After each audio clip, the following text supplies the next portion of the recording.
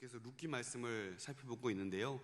룻기 말씀을 묵상하면서 느껴지는 것은 하나님께서 침묵하고 계시지만 또 하나님께서 그 인물들을 관심 있게 자세히 바라보시면서 또 필요한 은혜들을 때마다 주시는구나라는 생각을 해보게 됩니다.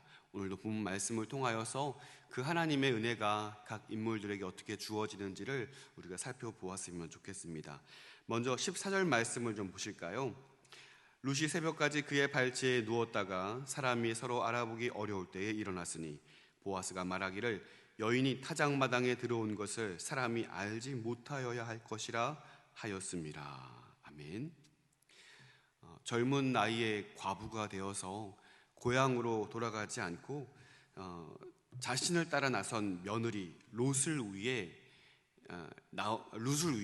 나오미는 그에게 보아스를 통해서 이 며느리 룻이 은혜를 입었으면 좋겠다. 이것이 나오미의 생각이었고, 그러면 그 나오미가 어떻게 이 룻을 행복하게 더 나은 삶을 위해서 내가 무엇인가를 할 수 있을까라고 생각해 보았을 때 그동안 되어온 일들을 바라보면서 이 보아스라는 인물을 통하여서 그 일을 이룰 수 있겠다라고 생각을 한 것이죠.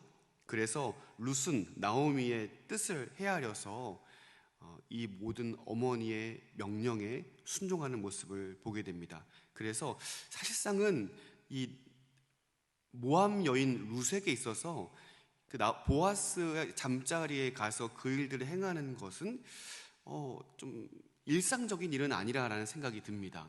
그리고 먼저 대범하게 보아스에게 마치 청혼을 구하듯이 여자로서 먼저 그 일을 행하는 것도 당시 시대적인 상황을 보았을 때 일상적인 일은 아니리라 생각을 합니다. 하지만 그것이 시어머니 나오미의 뜻이었기에 또 그 뜻이 또 자신을 위한 것임을 이 룻이 헤아렸기에 순종하는 모습을 우리는 보게 됩니다. 그런데 오늘 본문 말씀을 우리가 쭉 묵상하면서 한 가지 떠오르는 것은 이 룻이 결정한 나오미의 뜻에 대한 순종은 위험스러운 순종이었다라는 말씀을 드리고 있습니다. 특별히 우리가 주목하여 볼 단어는 타작마당입니다. 이 타작마당이라는 것은 우리가 떠올려 봤을 때에 한 해 이제 농사를 마치고 그 결실까지 알곡까지 거두고 난 이후에 그러니까 모든 것이 끝나는 시점이라는 거예요. 그러니까 그 모든 것이 끝난 이후에는 어떤 일이 벌어지겠습니까? 마치 그 타작마당에서는 축제와도 같은 일이 벌어지는 거예요. 모든 것을 마치고 축제가 있고 음주가 있고 그 안에는 춤이 있고 또 그 안에는 하나님께서 원치 않는 무법한 일들도 자행되었다는 사실을 우리는 떠올려 볼 수 있습니다. 먼 후대의 이야기이긴 하지만 호세아서 9장 1절에는 이렇게 기록되어 있습니다. 이스라엘아, 너는 이방 사람처럼 기뻐 뛰놀지 말라. 내가 음행하여 내 하나님을 떠나고 각 타작마당에서 음행의 값을 좋아하였느니라. 하나님께서 무법한 북이스라엘을 향하여 심판하시는 말씀을 이 호세아 말씀을 통해서 보게 되는데 그 타작마당에서 이와 같은 일들이 벌어졌다는 거예요. 실제로 그것이 지금 이 시대와는 먼 이후의 이야기이긴 했지만 우리가 눈여겨보아야 할 것은 룻의 시대는 영적인 암흑의 시대였던 사사기의 시대였다는 것입니다. 그때 이스라엘의 왕이 없으므로 그들이 각기 자기 소견에 옳은 대로 행하였더라. 이것이 사사기의 선언이었고 그 사사기의 말미에 이어지는 순간이 바로 룻기의 시대였다는 거예요. 그러니까 아마 영적인 타락에 있어서만큼은 북이스라엘과 같이 방불할 정도로 암흑의 시대였고 타락의 시대였다는 사실입니다. 그러니 타작마당의 배경은 아마 그때와도 비슷한 상황이지 않았을까 우리는 생각해 볼 수 있는 것이죠.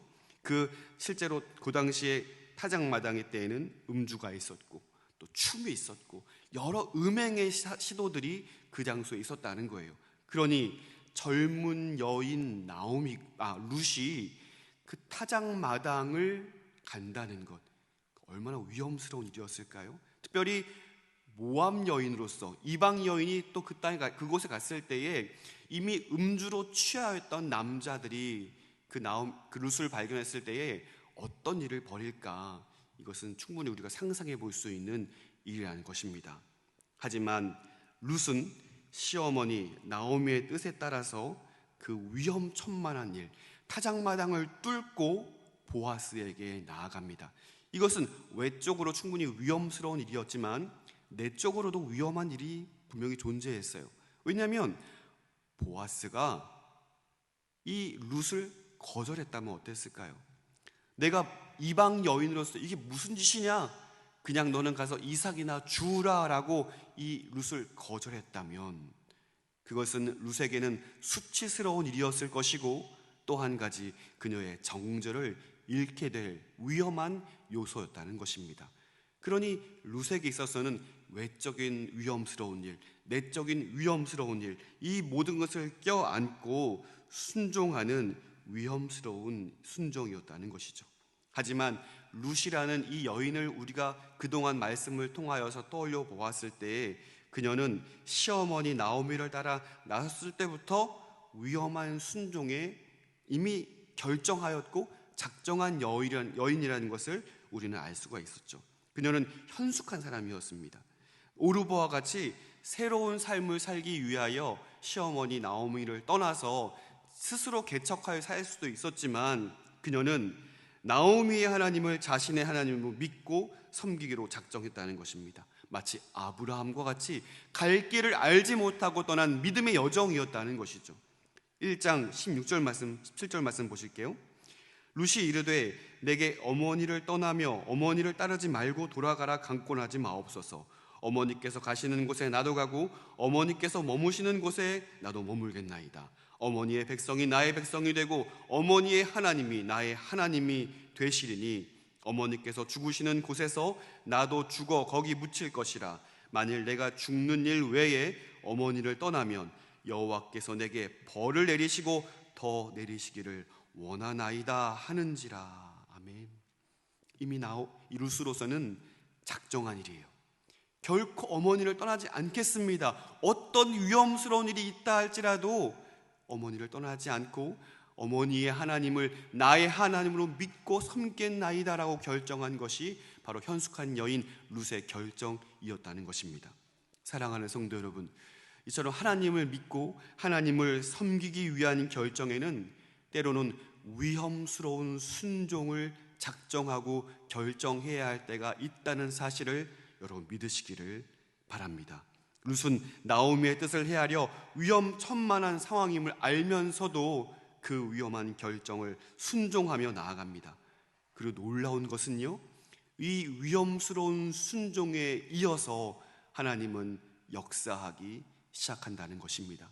여러분, 오늘 우리가 하나님을 믿고 섬기는 가운데 때로는 그것이 참 위험한 일이고 내 가정적으로 또 경제적으로 여러 가지적으로 위험한 일이고 손해보는 일이라 할지라도 하나님께서 원하시는 일이라면, 하나님께서 기뻐하시는 일이라면, 우리가 기도하고 하나님께 간구하였을 때 이것이 하나님께서 기뻐하시는 일이라고 판단된다면 여러분 믿음으로 그 위험한 순종에 힘있게 결정할 수 있는 저 여러분 될 수 있기를 간절히 소원합니다. 하나님은 그 결정을 기뻐하시고 하나님의 놀라운 역사하심으로 일하신다는 사실을 여러분 기억하시기를 바랍니다. 두 번째는 우리는 보아스라는 인물을 좀 살펴볼 수 있기를 원합니다. 잠에서 깬 보아스는 발치에 누워있던 룻을 알아보고 타작마당의 위험을 감수하고 자신에게 찾아온 일에 대하여서 또 자신에게 청혼과도 같은 그 말들을 들으며 흔쾌히 기업 물을 자의 역할을 수행하겠노라 라면서 마치 그 청혼에 수락하는 장면을 보게 됩니다. 하지만 보아스는 이 모든 일을 자기가 원하는 대로 조정하고 싶지 않았습니다.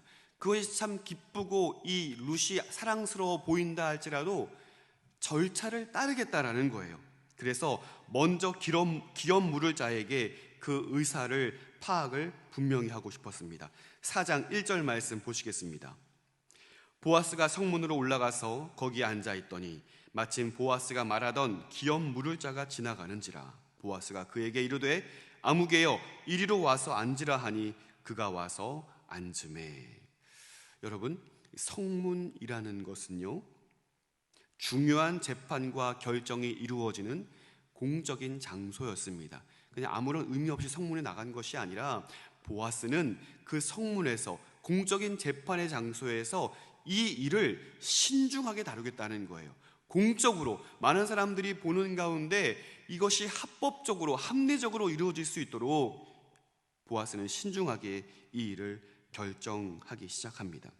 그래서 그 내용을 좀 살펴보시면 3절과 4절에 그 내용이 소개되고 있거든요. 제가 한번 읽어볼게요. 3절과 4절입니다. 보아스가 그 기업 물을 자에게 이르되 모압 지방에서 올라온 나오미가 우리 형제 엘리멜렉의 소유지를 팔려 함으로 내가 여기 앉은 이들과 내 백성의 장로들 앞에서 그것을 사라고 내게 말하여 알게 하려 하였노라. 만일 내가 물으려면 물으려니와 만일 내가 물으지 아니하려 하거든 내게 구하여 알게 하라. 내 다음은 나요 그 외에는 물을 자가 없느니라 하니 그가 이르되 내가 물으리라 하는지라. 아멘. 엘리멜렉의 소유지를 모압에서 돌아온 이 나오미가 팔려고 하는데 친족으로서 더 가까운, 즉 기업 물을 자로서 우선권이 있는 어떤 사람에게 그 기회를 주고자 하는 것입니다. 사실상 이것은 룻의 청혼을 받아들인 보아스에게는 매우 미련한 일이었다는 것입니다. 꽤나 어리석은 일이었다는 거예요. 만일 우선권이 있는 자가 내가 기업을 물으겠소라고 이야기한다면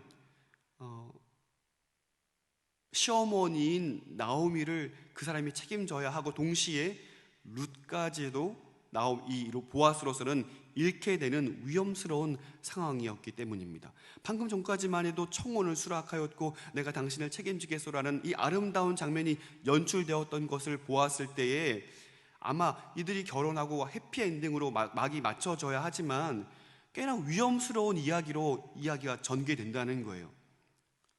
그럼 이 모든 상황을 이 보아스가 알았다면 성문 앞에 나아가서 공개적으로 이 일을 다룰 것이 아니라 몰래 기업 물을 자에게 찾아가서 상황이 이러이러하니 내게 우선권을 좀 주시오라고 말하면서 필요하다면 웃돈도 좀 얹어주면서 이 룻을 내 아내로 삼고 아름다운 일을 했으면 좋았을 텐데 보아스가 이 일을 그렇게 행하지 않았다는 거예요. 너무나 정직하기 때문에 이렇게 어리석은 일을 결정하였을까요? 보아스가 왜 이런 일을 결정하였을까요? 왜 이렇게 일이 극적으로 또 이 일이 꽤나 위험스러운 상황으로 가도록 보아스는 마치 무책임하게 이러한 일을 결정했을까요? 여러분, 이 장면은요, 세상 방식에는 밝고 세상에서 지혜롭다고 말하는 그런 자기 만족에 능통해 있는 사람들에게 경종을 울리고 있는 말씀이라는 사실을 우리는 깨닫게 됩니다. 먼저 기업 물을 자를 주목해 보실까요? 땅을 얻을 수 있다고 하니까 덜컥 내가 물으겠다라고 말을 합니다. 여러분, 기업을 물은다는 의미를 우리가 생각해 볼 때에 기업을 물은다는 것은 먼저 어떤 의미가 있습니까? 어떤 사람이 땅을 어떤 일로 인해서 팔게 되었을 때 그에 가까운 친족이 그 판 땅을 대신해서 갚아줌으로 그 땅을 원래 주인에게 돌려주는 일이에요. 그러니까 기업 물은다, 이 의미는 자연스럽게 손해와 직결되어 있는 이야기예요. 내 재산을 팔므로, 얼마를 팔므로 그 사람에게 원래 환원시켜주고 돌려주는 일이기 때문에 기업 물은다라는 것은 자신에게 응당 손해가 감수되는 일이라는 사실입니다. 왜냐하면 강한 자가 약한 자를 돌아보고 책임지는 것이 하나님의 뜻이었고 하나님의 백성들에게 주어진 하나님의 명령이었기 때문입니다.